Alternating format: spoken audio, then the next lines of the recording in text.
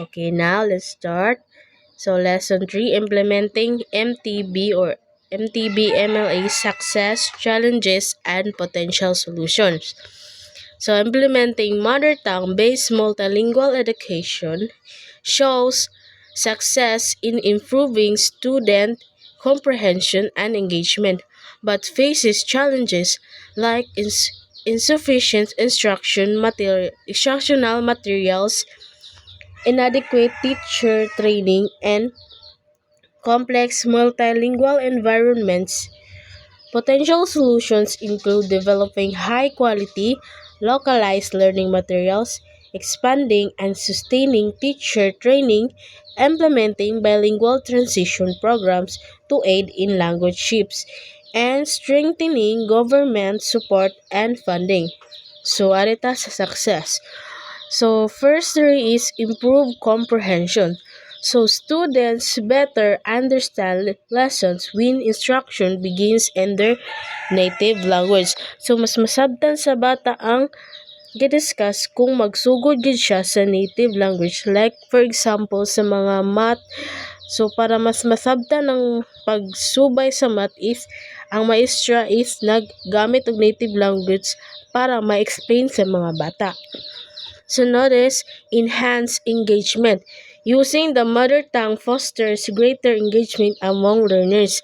So when it comes to kanang oral recitation baron mas ma-enhance ang engagement sa mga bata kung mag-answer sila or participate sila using their native language. So increase access. Mother tongue education can lead to higher school access with reduced repetition and dropout rates. So katong mga estudyante sa marginalized nga kanang komunidad kay pwede sila maka-enroll ani nga klase sa klase nga education nga nag-offer og native language, which is MTB. Next is cognitive development. So it can strengthen cognitive development by allowing students to operate in different language. So by allowing them nga mogamit sa ilang native language is nakahimo ni siya foundation nila to learn better sa ilang L2 baron nga language gikan sa ilang L1 nga language. So maura to ang sa ako nga part. So thank you. So, good afternoon, everyone. So, let's continue to the challenges of implementing MTB or MLE. And as you all know, MTB-MLE is dili pa siya dugay na implement. And most of you here, or maybe, yes, most of you here didn't experience being taught by the MTB-MLE class during the elementary. So, here are 4 challenges of implementing MTB or MTB-MLE. First is the lack of materials. So, there is a significant shortage of high quality, localized instructional materials like textbooks, and those available may sometimes be inappropriate for the specific mother tongue. So, why is the lack of materials considered as a challenge to in implementing the mother tongue based subject in elementary? It is because most of the textbooks that were produced is kanang written in English or Filipino, diba? Because the primary medium of instruction in back then is only Filipino and English. And mo ni siya nga we can consider that there is a lack of materials good when it comes to textbooks because dili jud siya enough, especially that in every that Philippines contains a lot of, it is a diverse contains diverse languages. So of course daghan siya magamit, and then dili gid siya ingon nga maka-produce yun ang DepEd or the education nga kanang makaproduce og mga textbooks that is enough for the students, especially nga daghan og students. So that is why the lack of materials is considered as a challenge of this implementation. Next is the teacher preparedness. So many teachers lack adequate training and resources to effectively implement the program, leading to difficulties. So the teachers might have the difficulty in delivering the lesson, especially in using the language, no, the mother tongue language. They may have a difficulty, on how to deliver, on how they can kanang teach to the younger students in order for them to kanang nga mas makuha ang ilang atensyon, something like that. Next is multilingual environments.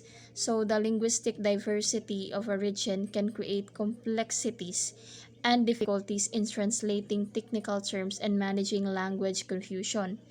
So of course, ang multilingual environments grabe kalisod jud. Grabe i-express ang lesson kung unsa ang preferred language nga gamiton sa usa ka klase in order for them to understand, especially if the subject contains the mother tongue based language. So pwede nga ang uban they speak English, ang uban they speak Tagalog, and then the others, most of the only other students prefer to be spoken in Bisaya niya. They're still young, but yeah, they're still children. So of course dapat magamit ka og language nga masayon sila sa pagsabot. So multilingual environments, of course, lisod jud siya nimo i-integrate kung unsaon nimo nga ang tanan ng mga bata is masabtan nila. So you need to translate. Grabe jud ka lisod o grabe ka usik sa time because grabe jud lisod i-manage. Next is the systemic and policy issues. So this is the fourth actually. So we have here implementation can be hindered by a lack of clear policies and inconsistent government support. So of course, if the government of the or the education management implements this one, so of course dapat na sila klarong polisiya. So dapat it is supported by the government because wala jud mahitabo kung dili sila mo support because ang materials pa lang nga gamiton, the materials, the fund is gikan sa government. So of course they need to support, they need to clear their policies in order for this implementation to succeed rather. So lastly is the assessment difficulties. So creating and implementing non-standardized tests that align with the program's goals. Okay, so for the last challenge of implementing the mother tongue based is the assessment difficulties.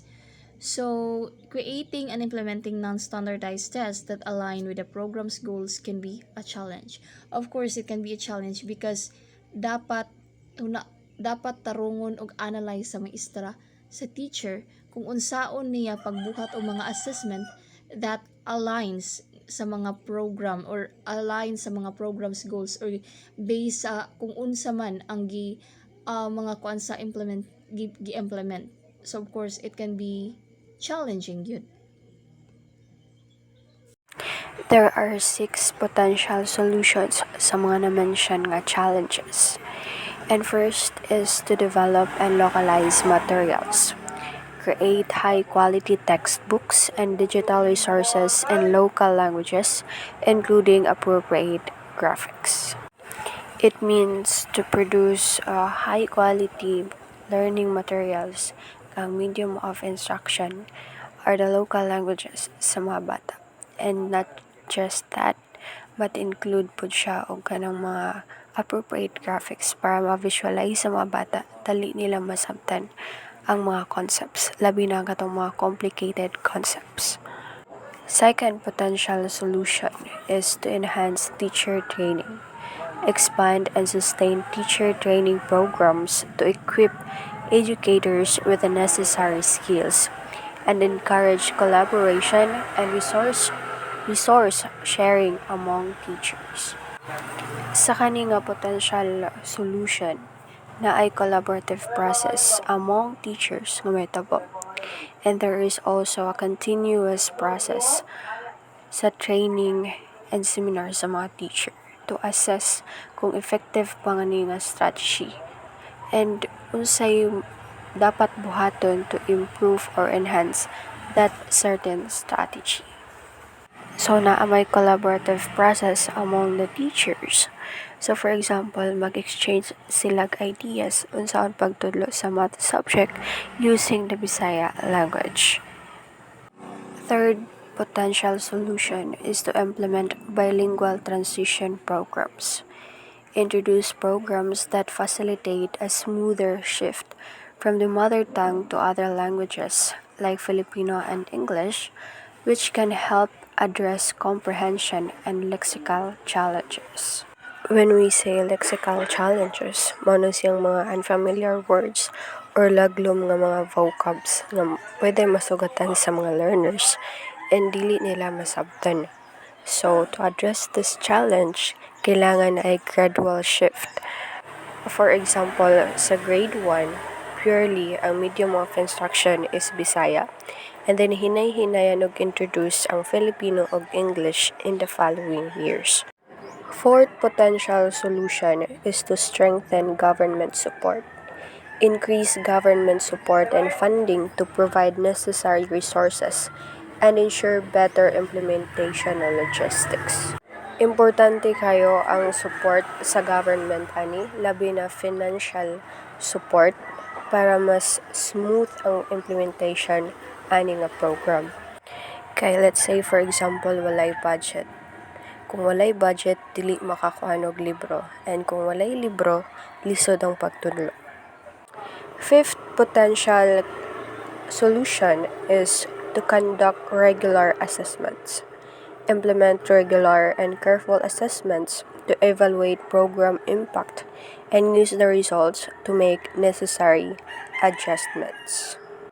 Dapat regular ang assessments to assess kung effective ba jud ni nga program or unsa ka effective ni nga program para sa mga bata, and then kung naay problema dali ra pud siya ma-adjust.